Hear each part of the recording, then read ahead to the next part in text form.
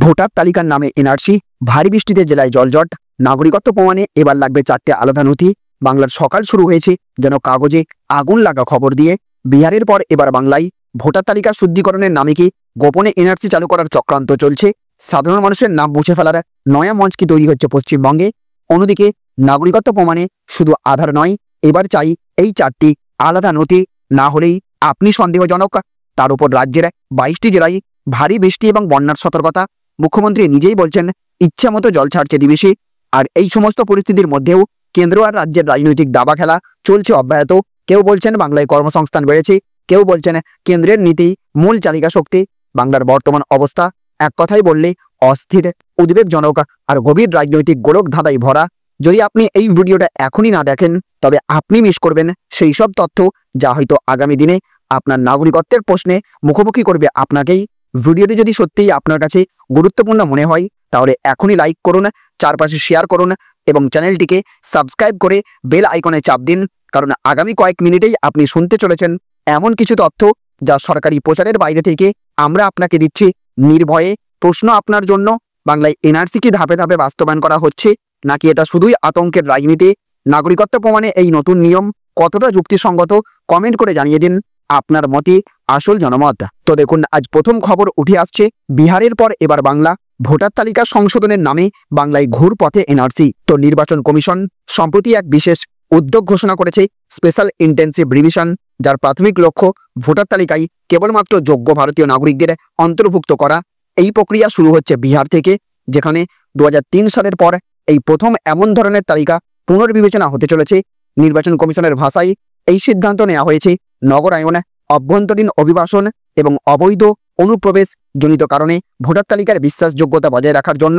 তবে এই পদক্ষেপকে ঘিরে পশ্চিমবঙ্গে তৈরি হয়েছে রাজনৈতিক এবং নাগরিক স্তরের প্রবল উদ্বেগ। বহু বিশ্লেষকের মতে এই তালিকা সংশোধনের নামে বাংলায় কার্যত এনআরসি চালু করার প্রস্তুতি নিচ্ছে সরকার। সোশ্যাল মিডিয়া এবং রাজনৈতিক আলোচনায় ইতিমধ্যে প্রশ্ন উঠেছে, নাগরিকত্ব যাচাইয়ের নামে কি নতুন করে বাংলার মুসলিম এবং দরিদ্র জনগোষ্ঠীকে নিশানা করা হচ্ছে। 24শে জুন 2025 তারিখে জারি হওয়া এক নির্দেশিকায় নির্বাচন কমিশন জানিয়েছে, যেসব ভোটার 2003 সালের ভোটার তালিকায় ছিলেন না তাদের নাগরিকত্বের প্রমাণ দাখিল করতে হবে। সেই সঙ্গে দিতে হবে নিজের জন্মস্থান এবং নাগরিকত্ব সংক্রান্ত একটি স্বঘোষিত বিবৃতি। 1 জুলাই 1987 সালের আগে জন্মেছেন যারা, এই শ্রেণীর ভোটারদের শুধু জন্ম তারিখ বা জন্মস্থানের প্রমাণ দিলেই চলবে।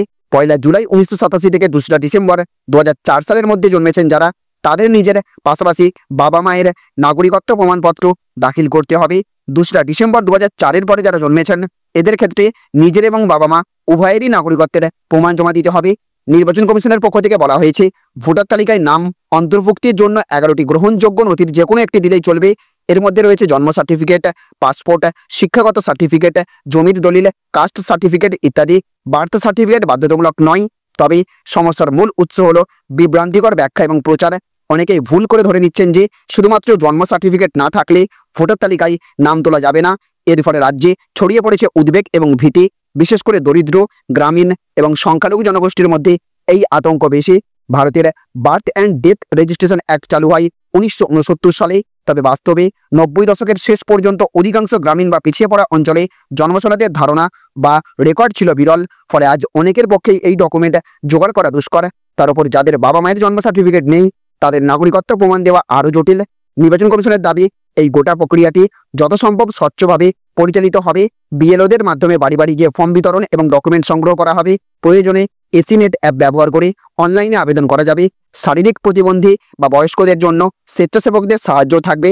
অন্যদিকে কংগ্রেস এবং অন্যান্য বিরোধী দলগুলি অভিযোগ করেছে যে এই প্রক্রিয়ার মাধ্যমে ভোটার তালিকা থেকে অসংখ্য বৈধ নাগরিকের নাম বাদ দেওয়ার আশঙ্কা রয়েছে।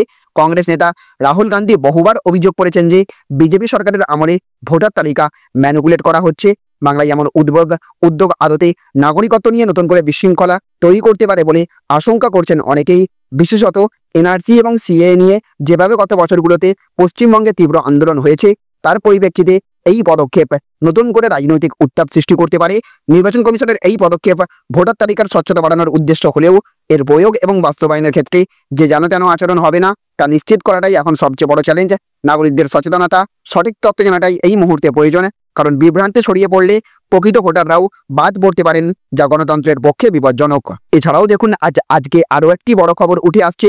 রাজ্য জুড়ে 22 জেলায় ভারী বৃষ্টির সতর্কতা, বন্যা পরিস্থিতি তৈরির সম্ভাবনা। তো আলিপুর আবহাওয়া দপ্তরের খবর অনুযায়ী উত্তর বঙ্গোপসাগরে একটি নিম্নচাপ অবস্থান করছে। এই নিম্নচাপটি ওড়িশা, পশ্চিমবঙ্গ এবং বাংলাদেশের উপকূল জুড়ে বিস্তৃত। মধ্যপ্রদেশের নিম্নচাপ থেকে বঙ্গোপসাগরের এই নিম্নচাপ পর্যন্ত বিস্তৃত রয়েছে মৌসুমী অক্ষরেখা। এর প্রভাবে উপকূলবর্তী অঞ্চল এবং সংলগ্ন জেলাগুলিতে প্রবল বৃষ্টির সম্ভাবনা দেখা দিয়েছে। আজ কলকাতা সহ দক্ষিণবঙ্গের অন্যান্য জেলাগুলিতে ভারী থেকে অতি ভারী বৃষ্টির পূর্বাভাস রয়েছে। দক্ষিণ 24 পরগনা, পূর্ব এবং পশ্চিম বর্ধমানে অতি ভারী বৃষ্টির জন্য মৌসুম ভবন লাল সতর্কতা জারি করেছে। কলকাতা, হাওড়া, হুগলি, উত্তর 24 পরগনা, নদিয়া, 2 মেদিনীপুর, বাঁকুড়া, পূর্ব বর্ধমান, ঝাড়গ্রাম এবং পুরুলিয়ায় বজ্রবিদ্যুৎ সহ ভারী বৃষ্টির পূর্বাভাস দেওয়া হয়েছে। 15, 16 এবং 17 জুলাই এই 3 দিন দক্ষিণবঙ্গ জুড়ে ভারী বৃষ্টি অব্যাহত থাকবে। 18 জুলাই থেকে বৃষ্টির পরিমাণ কিছুটা কমতে পারে, তবে 20 জুলাই থেকে ফের বৃষ্টির সম্ভাবনা রয়েছে। একই সাথে দেখুন আজ আরও একটি বড় খবর উঠে আসছে। আধার নাগরিকত্বের প্রমাণ নয়, ভারতের নাগরিক হতে গেলে থাকতে হবে এই 4 নথি। তো আধার নাগরিকত্বের প্রমাণ নয়, জানিয়ে দিয়েছে কেন্দ্র সরকার। আপনার রেশন কার্ড রয়েছে, প্যান কার্ড রয়েছে, ভোটার আইডি কার্ডও আছে, তাহলে নাগরিকত্বের প্রমাণ কোনটা? এনআরসির মতো বিষয়ের কথা মাথায় রাখলে সেটাই এখন অনেকের মনে বড় প্রশ্ন। কেন্দ্রীয় নির্বাচন কমিশন গত 24 জুন জানিয়ে দিয়েছে দেশ জুড়ে হবে স্পেশাল ইন্টেনসিভ রিভিশন। এই নিয়ে রাজ্য নির্বাচন কমিশনে প্রয়োজনীয় নির্দেশিকা পাঠিয়ে দিয়েছে। আগামী বছর রয়েছে পশ্চিমবঙ্গ, বিহার, অসম, কেরালা, তামিলনাড়ু এবং পুদুচেরিতে বিধানসভা নির্বাচন। তার আগে নির্বাচনের ওই নির্দেশিকা যথেষ্টই গুরুত্বপূর্ণ। এদিকে ইউআইডিএআই বা unique identification authority of India জানিয়ে দিয়েছে আধার নাগরিকত্ব প্রমাণের নথি নয়, এটি ঠিকানা এবং পরিচয়পত্র। নাগরিকত্ব প্রমাণের জন্য কমপক্ষে 4টি নথি থাকতে হবে। সেগুলি হলো বার্থ সার্টিফিকেট, জন্ম সার্টিফিকেট হলো নাগরিকত্ব প্রমাণের নথি, তবে এর সঙ্গে জড়িয়ে রয়েছে আরও কিছু নিয়ম। পাসপোর্ট প্রমাণ করে আপনি ভারতের নাগরিক। ন্যাশনালিটি সার্টিফিকেট, এটি সাধারণত ইস্যু করে রাজ্য সরকার, তবে তা বিশেষ ক্ষেত্রে, তবে কোনো কোনো ক্ষেত্রে তা ইস্যু করে কেন্দ্রীয় স্বরাষ্ট্র মন্ত্রকও। এরপর নিউট্রালাইজেশন সার্টিফিকেট, কারো কাছে যদি নিউট্রালাইজেশন সার্টিফিকেট থাকে তাহলে তিনিও ভারতের নাগরিক হিসেবে গণ্য হবেন। একই সাথে দেখুন আজ আরও একটি বড় খবর উঠে আসছে। ভারী বৃষ্টিতে ভাসছে জেলা, ইচ্ছে মতো জল ছাড়ছে ডিবিসি, জরুরি বার্তা মুখ্যমন্ত্রীর। তো ভারী বৃষ্টিতে ভাসছে জেলা, ফের মুখ্যমন্ত্রীর নিশানায় ডিবিসি। মুখ্যমন্ত্রী বলেন অতিবৃষ্টির জেরে দুর্ভোগে মানুষ, নিচু এলাকায় থাকা বাসিন্দাদের নিরাপদ জায়গায় সরান। জেলা প্রশাসনকে পর্যাপ্ত ত্রাণ মজুদের নির্দেশ দিয়েছেন তিনি। মুখ্যমন্ত্রী বলেছেন বর্ষায় বিদ্যুৎস্পৃষ্ট হওয়ার ঘটনা রুখতে সতর্কতামূলক প্রচার করতে হবে। পাশাপাশি তিনি আরও বলেছেন ঘাটায় মাস্টার প্ল্যান চালু হলে বহু মানুষ উপকৃত হবে। ডিবিসি জল ছাড়ছে, পরিস্থিতির দিকে নজর রাখুন জেলা শাসকরা। প্লাবিত এলাকায় নজরদারি চালাবে বিশেষ টিম।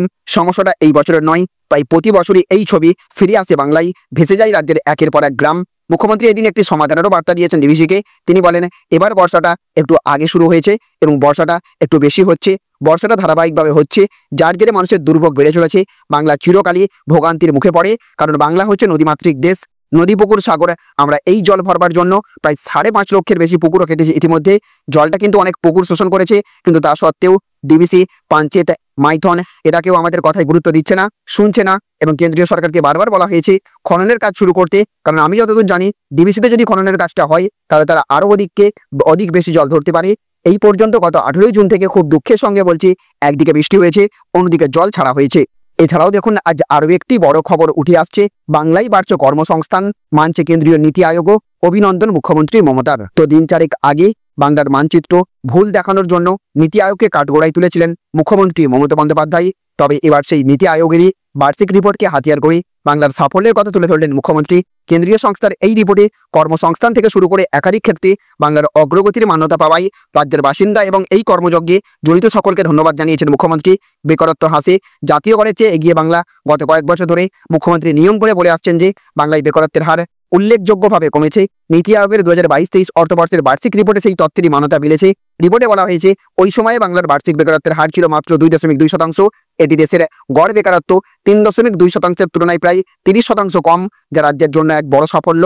ওয়াকিবহাল মহল মনে করছে রাজ্যে বড় কলকারখানার সংখ্যা সেই হারে না বাড়লেও ক্ষুদ্র, ছোট এবং মাঝারি শিল্পে বাংলা গত কয়েক বছর ধরে প্রথম স্থানে রয়েছে। এর পাশাপাশি স্বনির্ভর গোষ্ঠীর সংখ্যার নিরিখেও রাজ্য দেশের মধ্যে শীর্ষে। এই কারণগুলির জন্যই রাজ্যে বেকারত্বের হার অনেকটা কমে গেছে বলে বিশ্লেষকরা মনে করছেন।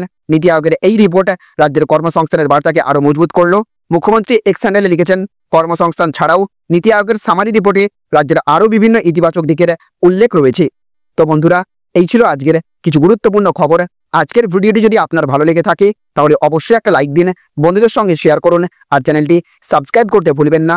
পাশে থাকা বেল আইকনটা প্রেস করুন যাতে ভবিষ্যতে আমরা যখনই নতুন কোনো গুরুত্বপূর্ণ খবর নিয়ে আসি আপনি সবার আগে তা দেখতে পান। আপনার মতামত জানাতে ভুলবেন না কমেন্টে, কারণ আপনার প্রতিটি মন্তব্য আমাদের আগামী ভিডিওগুলোকে আরো ভালো করার পথে সাহায্য করে। দেখা হবে খুব তাড়াতাড়ি নতুন এক ভিডিওতে নতুন খবর আর নতুন বিশ্লেষণ নিয়ে। ততক্ষণ পর্যন্ত ভালো থাকুন, সাবধানে থাকুন এবং সত্যের পাশে থাকুন।